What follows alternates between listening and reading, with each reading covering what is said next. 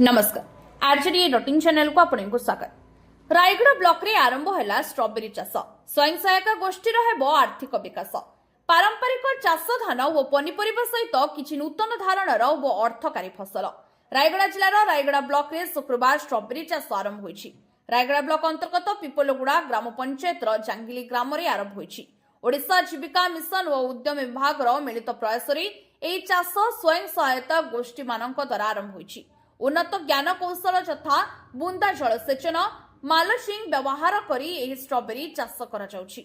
जांगिली निकटरे strawberry चारारोपण कार्यक्रम अनुष्ठित होई जाइछि। मुख्य अतिथि भाव में ब्लॉक अध्यक्ष टुनी हुईका, ब्लॉक उपाध्यक्ष हरप्रसाद हेपुरका जोगदे ए कार्यक्रम को आनुष्ठानिक भाव में उद्घाटन करथिले।